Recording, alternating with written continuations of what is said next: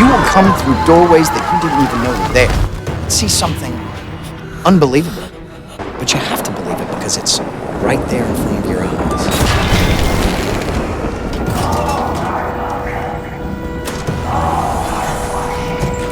What you want to give her something bigger than you?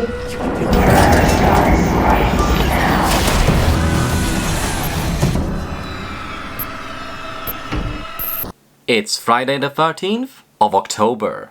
To that end, we must do something apropos, but with a bit of a Halloween-y twist. You know, it's hard to imagine these days, but there was a time when the idea of intercourse was a nigh mythical concept to anyone under the age of 20. Not just the experience, but the idea, the visual, the outlet. Without internet, teens everywhere were itching for anything to give substance to their confused desires. But fortunately for parents everywhere, horror movies taught them well. Being horny is bad. And we took that warning seriously. We definitely didn't wear out our copies of Friday the 13th Part 5, rewinding the sex scene over and over again. We didn't do that, no. The point is, today anyone who feels a stirring has instant access to all the visuals they could want. But in the repressed age of the 19th century, having a sneaky peek at the opposite gender wasn't nearly considered the aberrant behavior it is today. It was frowned upon, but not unusual. I really don't blame 4 idiot kids for gawking at their gorgeous neighbor, but they did have the misfortune of being born near the millennium shift and being too clever for their own damn good. Let's say even by late 90s standards they go too far. But the twist is awesome, you're not gonna wanna miss it. In the war-torn land of cardboard diorama, General Plastic Mike Patton III of House Hasbro chastises men for not doing shit, and then for doing shit. The smell of burning polyethylene in the morning must have gotten to him. If I had it my way, I would kill all Germans in this place. But you already killed Aussie Germans in this place. And I'd do it again in a heartbeat. I'd like to imagine this is how Decker Shadow spent his childhood. That's better than when I did stop motion as a teen, and every once in a while a giant hand appears. In an interesting callback to tape 56, the GAWKERS wrap around the other segments in the form of a short stop-motion film, which is confusing to watch the first time, but ends up being one of the better segments. Alright, no one else get bitten in half by the rat monster. Hail Radma. It's all the work of Brady, played by Ethan Pogue, who, because he's creative and introverted, is a waste. At least if his brother has anything to say about it. What the fuck are you doing, loser? Hey, is that my camera? Don't trip over my new— Dylan, played by Luke Mullen, and how best to describe him? He is that embarrassing combination of teen awkwardness and shallow front men everywhere would like to forget they ever went through. Somebody better call the vet. These pythons are sick. Dude, unless your penis is this size, value silence. So yeah, the camera is actually Dylan's, and he uses it the way any fun-loving teen would, filming himself and his friends pulling pranks and fucking about. It's the normal stuff teens would get up to before social media decided the only things worth doing are what can be posted. Pulling pranks for a good laugh, hanging out by the beach, and messing around with the nasty stuff they find. And of course... Is that a camera? No. Are you serious?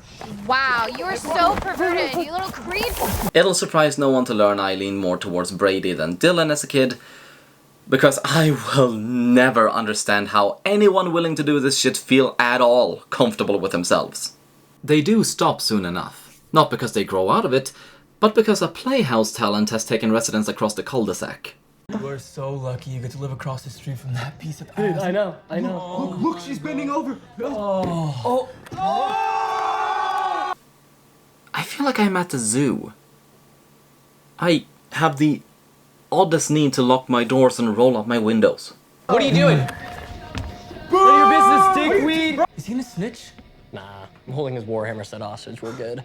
Because he doesn't like starting fires or leering on women, Brady is a loser.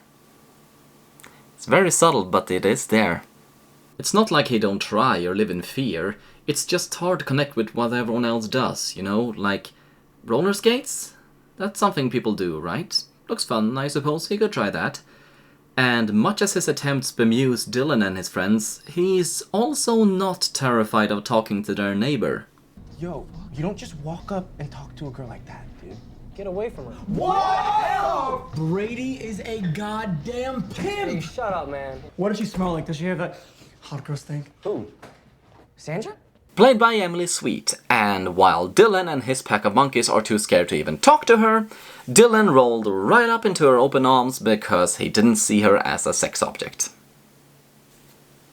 'Tis irony! While Brady may not be obsessing over Sandra, he does want his brother's approval. He wants friends and to feel included, just basic human needs, and his brothers got him by the balls on that.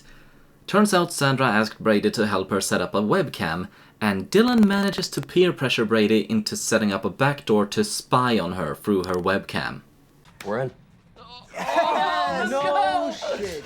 The kid did it. Yeah. Hey, he was a kid 5 minutes ago. This gentleman is a man. Okay, I know I made a big deal of how rare seeing naked people used to be, but this is set in the late 90s. I don't know how proliferated free porn was at the time, but internet porn was definitely a thing, and so was the adult section at Blockbuster. None of these guys had petty cash. Hey, what's up? You don't like the beer? Just feel like a creep.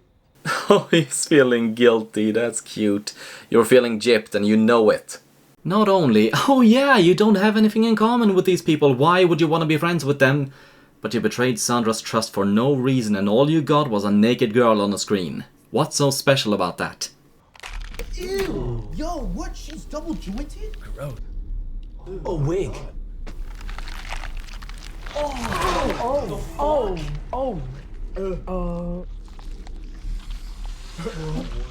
Yo, wait. Is this the CGI thing? Actually, no, I don't like it. I don't like it. Nah.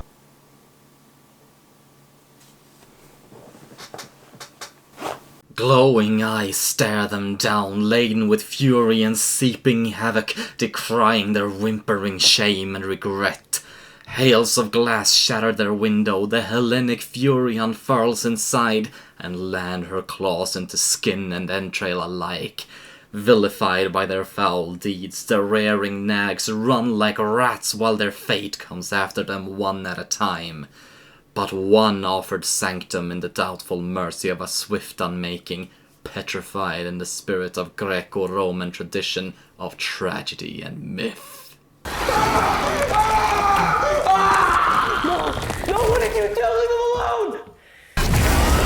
And the moral to take from this story is you're a pervert, you're gonna be a stiff. With allusions to Y2K, the Millennium Shift and Hell on Earth, I was disappointed to find it didn't somehow amount to an apocalypse story. But I was entertained from beginning to end, and I can't hate a movie that surprises me by resurrecting a classic monster like a Gorgon. It's an interesting callback to Tape 56, as it has nothing to do with the shorts it wraps around, but I'm also not sure where they came from. Best I can figure, one of the brothers recorded the other shorts from somewhere else, but I'm not sure who, from where, or why. And the last short turning up even after they're all dead just confuses me further. Because of that, it doesn't really feel like a wraparound story at all, but just another short among the others, which I think helped me enjoy it even more. Remarkably, I never found the characters grinding. Annoying, yes, but it never got in the way of the film, and the plot was carried by how seriously I could take them. They actually felt like real people, and that is one of the most important parts of any found footage. Believability. The only thing to get in the way, I'd say, would be the distractingly bad CGI of Sandra's Gorgon hair and eyes. But even so, it was too briefly on screen to detract much at all from the experience. The GAWKERS is one of the better segments of VHS, and one of the stronger arguments you should check them out.